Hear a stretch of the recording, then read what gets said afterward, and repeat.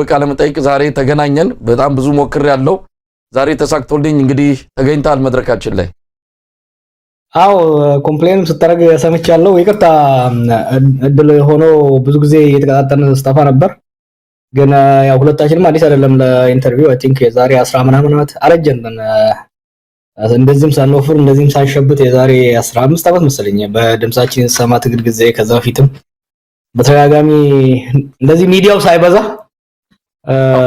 ያኔ ያስታውሳሉ የዛሬ 15 ዓመት እንዳልከው ወጣቱ የፖለቲካ ምሁር በሚልም አንተን ተመልካችም ለኢትዮጵያ ሕዝብን በማስተዋወቅ የኛም ሚና እንዳለ የሚታወስ ነው አንተም በወቅቱ የነበረን የፖለቲካ ዕውቀት አጠቃላይ ብዙ ነገሮችን ስትገልጽ የነበረበት ሁኔታ የሚታወስ ነው ለማንኛውም ረጅም ጊዜ ብዙ ነገር ሆኗል አንተም ታሰርክ የኢትዮጵያ ፖለቲካ በብዙ ነገሮች ውስጥ አልፏል እንደው ዛሬ ስላለፈው ነገር ለማንሳት አይደለም እውነት ለመናገር በብዙ መድረኮች ላይ ብለኸዋል በብዙ መድረኮች ላይ አንስታል ስላለፈውም ዛሬ እሱ ላይ የምናጠፋው ጊዜ የለም ስለ ዛሬውና ስለ ወደፊቱ የምናወራቸው ነገሮች ይኖራሉ ግን እንደው ለመንደርደር ያህል ከባለፈው የፖለቲካ ህይወቴ እንደው ባላደርገው ወይም ደግሞ ባደርገው ኖሮ ብለምትቆጭበት ነገር አለችን ባጭሩ መልሰልን ወደ ወቅቱ ሁኔታ እንመጣለን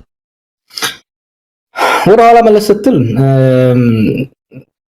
ይሄን ባረግ ኖሮ የምትላቸው ይኖራሉ ግን ደግሞ ሄደህ ብለ በዛ ጊዜ የነበረው የራስ ተክለሰብና የማህበረሰብ ሁኔታ የኢኮኖሚ ሁኔታ ላይፈቅድ ይችላል ለምሳሌ እኔ አሁን ኢትዮጵያን ማቃተን ያህል ያለ ያላቃተም በ17 ዓመቴ ነው ከሀገር የወጣሁት ከዛው ወደ ፖለቲካ ተቀላቀልኩ ከዛ በኋላ ኢትዮጵያን ከሩቅ ነበር ማቃት በልጅነቴ ያቃታለሁ ከዛ በኋላ በጽሁፍና በሌላ ኢንፎርሜሽን በጥናት ነው ማቃት አሁን ግን ወደ ሀገር ቤት ተመልሼ ቀረብ ብዬ ከዛ ደግሞ ታስሬ ከውስጥ ከሆዷ ውስጥ ነው ማየት የቻልኩትና በተለይ ስለ ቢሮክራሲው አሰራር ስለ ማህበራዊ ግንኙነቶች ስለ አስተዳደራዊ መዋቅሮች የተሻለ ግንዛቤ አሁን አለኝ እና ይሄን አሁን ያለኝ ግንዛቤ ያኔ ቢኖርኝ አንዳንድ ነገሮችን ምናልባት ለየት ባለ መልኩ ላስኬድ ይችል ነበር ግን ያኔ አልነበረም ዶር እንግዲህ እንዳልኩት ወደ ኋላ ተመልሰን ብዙ ነገሮችን ማንሳት ካለብን ሌላ ጊዜ እንመለስበታለን ዛሬ ብዙ አንገብጋቢ ነገሮች ከፊታችን ተደቅነዋል ወቅታዊ ሁኔታዎች አሉ ወዴት ያመራን ነው የሚለውም ነገር በደንብ ያሳሰበን ያስጨነቀን ይገኛል እናንተም በተለያዩ መድረኮች ስብስቦች እንደዚሁ ይሄንን ነገር በመመልከት አንዳንድ እንቅስቃሴዎችን ያደረጋችሁ ነው ያላችሁት እሱን በዝርዝር መጣበታለሁ እንደው በጥቅል ምን ላይ ነው ያለ ነው ከፖለቲካ ከኢኮኖሚ ከተለያዩ ነገሮች አንፃር አሁን ያለንበት ሁኔታ እንዴት ተገልጸዋል እንግዲህ ሶስት ነገሮች በማንኛውም ነገሮች ሶስት ነገሮች ተነጣጥለው ሊሄዱ አይችሉም ፖለቲካ ሴኩሪቲ እና ኢኮኖሚ የተያያዙ በሶስት በትራያንግል ብታስቀምጠው ሶስቱ የተያያዙ ናቸው ፖለቲካ ከተበላሸ ወደ የጸጥታ ችግር ያበላሻል የጸጥታ ችግር ሲባል ደግሞ የኢኮኖሚ እድገትን ያደናቅፋልና ኢትዮጵያ ውስጥ የሚሆነው ሽግሩ በመጨናገፉ ምክንያት ፖለቲካው ተበላሸ የፖለቲካ ምህዳሩ ሰዎቹን ገፍቶ ወደ ጫካ ወደ ጦርነት ውስጥ ከተታቸው ጦርነት መግባታችን ደግሞ ኢኮኖሚውን ከድቶ ወደ ማጡ ማምጣት አንኮታኮታል የኢኮኖሚ መንኮታኮቱ የሴኩሪቲውን እንደዛው ተመልሶ ኢምፓክት ያደርጋል መንግስት ወይ ደግሞ ሀገር ራሷን ለመከላከል ከውስጥም ከውጭም ለመከላከል ያላትን አቅም ያሳንሳልና አሁን የሶስቱ መበላሸት የኢኮኖሚው የሴኩሪቲ እና የፖለቲካ መበላሸት ሌሎች ብልሽቶችን ደግሞ ፈጥሮብናል የዲፕሎማሲ ውድቀት አይ ቲንክ በኢትዮጵያ ታሪክ አሁን ያለው የዲፕሎማሲ ውድቀት ታይቶ ያውቃል ለምሳሌ ምናልባት ኢትዮጵያ ትንሽ አይሶሌትድ ሆናለች ብለን ልናነሳ የምንችለው የደርግ ዘመን ነው በደርግ ዘመን እንኳን ቢሆን በምዕራቡ ሀገር ተገላም ቢሆን የምስራቁ ዓለም ጋር ጠንካራ ግንኙነት ነበራት ዛሬ እኮ ከምስራቅም ከምዕራብም ከጎረቤትም ጋር ከማንም ጋር ሽርክና የላትምና የሚገርምና የሚያሳዝን የዲፕሎማቲክ አይሶሌሽን በጣም አስፈሪ የኢኮኖሚ ውድቀት መንግስትና ስርዓተ አልበኝነት ከልክ በላይ የሰፋበት ስርዓተ አልበኝነት ስልህ በሁለት መልኩ ልገልጸው ይችላል አብዛኛው የሀገሪቷ ክፍል ከመንግስት ቁጥጥር ውጪ ሆኗል በመንግስት ቁጥጥር ውስጥ ያለው ራሱ የመንግስት ሰዎች ራሳቸው ስርዓተ አልበኛ ሆነዋል ስርዓተ አልበኝነት ሀገሪቷ ሰንፏል አናርኪ ሆኗል ማለትና ይሄ ነው እንግዲህ አሁን ጠቅላላ አድርገህ ስታየው ጀዋር ይሄንን ጊዜ ከባለፈው ጋር አነጻጽረው የባለፈው የተሻለ ነው ምናልባትም ኢትዮጵያውያን በመንቀሳቀስ ደረጃ እንደው የተወሰኑ መብቶቻቸው የተነፈጉ አሏቸው እንጂ እንደዚህ በሀገራቸው የመኖር መብታቸው በየጊዜው ሰው የሚገደልበት የሚታሰርበት ዘመን አሁን የከፋ ነው ይላሉ ሁለቱ ዘመናት ያለፈውና ያሁኑን ስታነጻጽረው የከፋው የትኛው? እኔም አንተም ያው መቼም በደርግ ጊዜ ተወልደን መለስና ኃይለማርያም ስንታገል ነው እዚህ የደረስነው። የደርግ ዘመንን አላስታውስም፣ አንተ የምታስታውሰው አይመስለኝም። የመለስን ዘመን እናስታውሰዋለን፣ የኃይለማርያምን ዘመን እናስታውሰዋለን። በመለስና በኃይለማርያም ላይ ስንታገል ዲሞክራሲ ስርዓት ከአምባገነናዊ ስርዓት ወደ ዲሞክራሲ እንሸጋገር፣ ፍትህና እኩልነት ይምጣ የሚል ትግል ነበር። የሀገር ሁሉና ጥያቄ ውስጥ አልነበረም። ዛሬ እኮ የዲሞክራሲ ጥያቄ፣ የልማት ጥያቄ፣ የሰብአዊ መብት ጥያቄ ባክሲት ወይም ደግሞ ከኋላ ወንበር ተቀምጠው የህዝቦች የመኖር ያለመኖር፣ የሀገር እንደ ሀገር የመቀጠል ያለመቀጠል የህልውና ጥያቄ። ለትራሊ ከዚህ በፊትም ብዙ ጊዜ ሰው ህልውና የሚለውን ነገር ያነሳዋል። ህልውና የሚለው የህልውና ትግል የሚለው ቃል በፖለቲካ ውስጥ ጥቅም ላይ መዋል ካለበት አሁን ባለው ኢትዮጵያ ሁኔታ ውስጥ ነው። ምክንያቱም ኢትዮጵያ እንደ ሀገር ለህይወቷ እየተጣጣረች ያለችበት፣ ህዝቦቿ ወጥተው መግባት ሴኩሪቲ፣ ቤዚክ ሴኩሪቲ ጥያቄ ውስጥ የገባበት ሁኔታ ነው ያለው። ምክንያቱም ድሮ አየህ ሰው ሀገር ነበረው፣ ደህንነት ነበረው፣ ጸጥታ ነበረው፣ ሰላም ነበረው። ያጣው ነፃነት ነበር። ያጣው በመረጠው መንግስት መተዳደር ነበር። ያጣው በነፃነት ሐሳቡን የመግለጽ መብቱ ነበር የተነፈገበት። ያጣው በእኩልነት ትሪት የመደረግ ችግር ነበር። ዛሬ ግን እነዛውን ሄደህ ኢትዮጵያ ውስጥ ለሰዎች ስለዚህ ብታነሳ ላይ ቅንጦት ነው የሚመስላቸው። አሁን ብዙ ሰው ይገደላልና ኢቭን ግድያን አንዳንድ ፌስቡክ ላይ ስለጥፍ ምን አንተ አሁን ኮኛ የሰው ሲሞት ሬሳ ሲጫወቱበት እኮ በቪዲዮ መግዳት ራሱ ተነዋል፣ ኮመን ሆኗልና እና የግለሰቦች ህይወትም የሀገር ህይወትም በከፍተኛ አደጋ ላይ ያለበት ሁኔታ ነው ያለው። እንግዲህ ጃዋር ለዚህ ሁሉ ምንድነው ምክንያቱ ብለህ ታስባለህ? ምናልባት የአንድ ግለሰብ ስህተት፣ የስርዓቱ አጠቃላይ የግለሰቦች ወይም ደግሞ ብልጽግና የሚባለው ስብስብ ችግር ወይስ ምንድነው? ሽግግሩ ትክክለኛ ሽግግር እንዳልነበረ ብዙዎቻችን እናምናለን። ከዛ በኋላ ወደዚህ አይነት ውጥንቅጥ ውስጥ የገባ ነው በግለሰብ አቅም ማነስ፣ ዕውቀት ማነስ ወይስ አጠቃላይ ፓርቲው እየሄደበት ያለው አቅጣጫ ይህንን ችግር አመጣብን ብለህ ነው የምታስበው?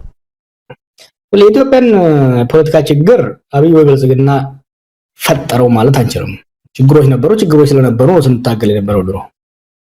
ግን ይሄኛው ለውጥ እነዛን ችግሮች ማዳን፣ እነኛን ችግሮች መጠገን፣ እነኛን ስብራቶች መጠገን፣ እነኛን መከፋቶች ማባበል፣ ማስታረቅ ነበረ ሁላችንም የታገልንለት። ኤክስፔክት አድርገን ወደ ሀገር የገባ ነው።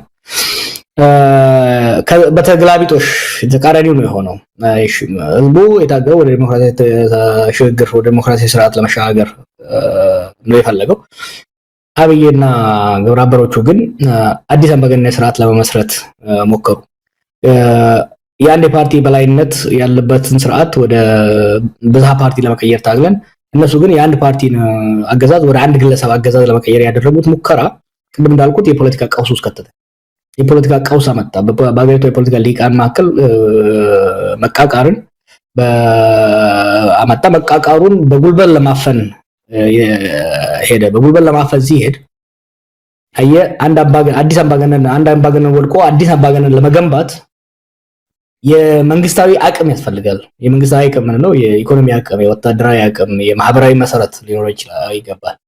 በሽግግሩ ጊዜ ይሄ አልነበረም። ያለ አቅሙ ለማፈን አብይ ያደረገው እርምጃ አመጽ ነው ወለደ። ከትግራይ ጋር ጦርነት ተገባ፣ ከኦሮሚያ ጋር ጦርነት ተገባ፣ ከአማራ ጋር ጦርነት ተገባ። በየቦታው የመንግስት መፍከስና ሴንተርስ ኦፍ ፓወር ኢመርጅ ማድረግን እድል ፈጠረና ፕራይመሪሊ ለዚህ ቀውስ ተጠያቂው ከማንም በላይ አብይ ነው።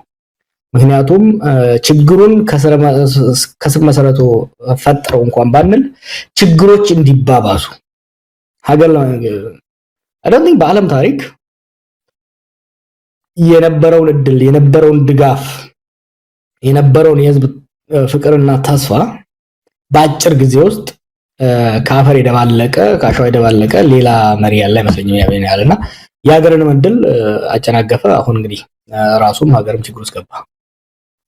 እንግዲህ በተናጠል እንመልከታቸው። ቀደም ሲል ያልካቸው ሶስት ነገሮች የሚያያዙ ናቸው። ደህንነቱ፣ ኢኮኖሚውና ፖለቲካው የሚል ነገር አንስታል።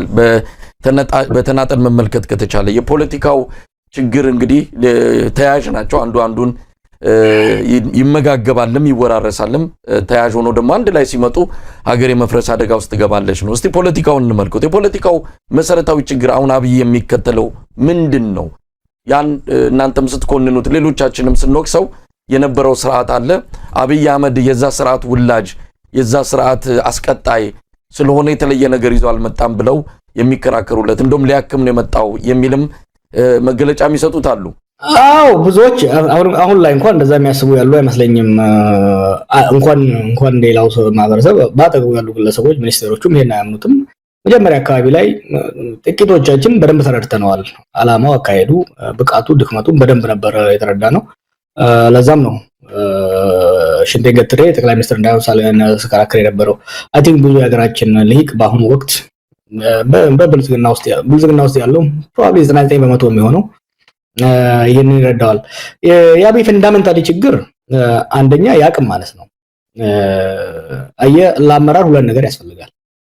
ወይ በትምህርት ወይ በልምድ የአመራር ብቃትን ማካበት መቻል አለበት።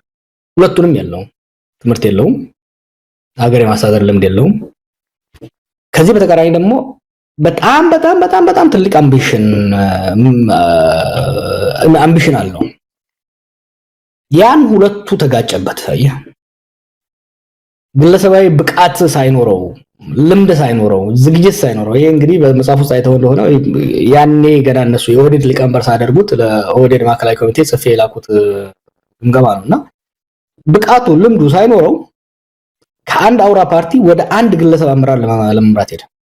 ሊሸከመው የማይችለውን ሸክም ለማንሳት ሲሞክር ቀና እንዳደረጋት ኢትዮጵያን ፈታፈታት ማለት ነውና የአብይ ፈንዳሜንታል ችግሩ የራሱን ብቃት ማነስ ብቻ ሳይሆን ያን ብቃት ማነስ አለመረዳቱ። ሰዎች እኮ ትምህርት ከሌላቸው ልምድ ከሌላቸው አትሊስት ያን ከተረዱ ብቃትና እውቀት ባላቸው ሰዎች ራስን መክበብ፣ የነኛ ሰዎች ምክርና ድጋፍ መሻትና መጠቀም መቻል ነበረባቸው። ያን አላደረገም። ጉድዊል ዘር ስንት መዓት ሰው ነው ከዚህ ከዲያስፖራ ከሀገር ውስጥ ተሰባስቦ እሱ የተረባረበው እሱ እንዲሳካለት ያን ሁሉ በትኖ በአሁኑ ወቅት ብቻውን እየተንገዳገደ ያለው። ምናልባት አሁንም ከዚሁ ከፖለቲካው ጋር ወጣ ብለን ደግሞ ደህንነቱን ስናይ አሁን መሰረታዊ የኢትዮጵያ ሕዝብ አንገብጋቢ ችግር ምናልባትም ሰላምና ዳቦ ጥያቄ ነው። በተለይ ሰላም ከምንም በላይ ዳቦን እንኳን ሄዶ እንዳያበስል፣ እንዳይጋግር፣ እንዳያመርት ትልቁ ችግር የሆነው ሰላሙ ነው፣ ደህንነቱ ነው። አጠቃላይ ኢትዮጵያ በአሁን ሰዓት ማለት በሚቻል መልኩ ከ70 እስከ 75% በሚሆነው መልኩ የጸጥታ ችግር ያለባቸው አካባቢዎች ናቸው የሚበዙት። የደህንነቱ ችግር፣ የጸጥታው ችግር ከፖለቲካው ጋር ተያያዥ ቢሆንም ግን በተለየ ሁኔታ የሚጠቀስ ነገር አለ። በአሁኑ ጊዜ እንግዲህ የግለሰቦች ደህንነትም የማህበረሰብ ደህንነትም የሀገር ደህንነትም ነው አደጋ ላይ የወደቀው። ሰዎች እንደ ግለሰብ ወጥተው መግባት በሀብታቸው ላይ የማዘዝ በሀብታቸው ላይ ባለቤት ሆነው የመቆየት መብት የላቸውም። ሰዎች እንደቃ እየታፈኑ የሚሸጡበት ንብረታቸው በመንግስትም ከመንግስት ውጭ ያሉ ኃይሎችን በፈለገው ጊዜ የሚቀራመቱበት የሚዘረፉበት ሁኔታ በግለሰብ ደረጃ ስትወስድ፣ በማህበረሰብ ደረጃ ስትወስድ ህዝቦች፣ ቡድኖች በማንነታቸው የሚጠቁበት፣ የሚፈናቀሉበት፣ የሚፈጁበት ሁኔታ የተፈጠረው ህዝቦችን፣ የተለያዩ ብሔሮችን፣ የተለያዩ ጎሳዎችን፣ የሃይማኖት ቡድኖችን መንግስት ሆነ ብሎ የሚያጋጭበት፣ መንግስት የጸጥታ አስጠባቂ ሳይሆን የጸጥታ በጥባጭ ሆኖ የቀረበበት ሁኔታ ነው የምታየውና የዚህ ሁሉ ምክንያቱ ምንድነው? አየህ እነዚህ ልጆች እና ሌሎቹም እዛ አካባቢ ያሉ ልጆች ሲያሰለጥኗቸው የነሱ የዶሮ አለቆች የሴኩሪቲ ማኔጅመንት ብቻ ነው ያሰለጥኗቸው። የፖለቲካን ጉዳይ ለፖለቲካዊ ችግር፣ ለፖለቲካዊ ጥያቄ፣ ለፖለቲካዊ ቀውስ ፖለቲካዊ መልስ መሻት ላይ አይደለም ያስቀመጧቸው። they never let them in the strategy room in the political strategy room አስገብተዋቸው አያውቁም። ሁሌም የሴኩሪቲ አስፈጻሚ ነበሩ። ስለዚህ ሴኩሪቲን እና ፖለቲካ ተያያዥ መሆኑ ራሱ አይረዱም። እና የሀገሪቷን የሄዱበት እንግዲህ ያው ረጅም ነው ሰፊ ጊዜ የሚወስደው፣ ግን ባለፉት 7 ዓመት የሄዱበት የፖለቲካ ችግሩን በፖለቲካ ከመፍታት ይልቅ በጉልበት ለመፍታት ሞከሩ። ችግሩ ምንድነው? ጉልበቱ አልነበረም።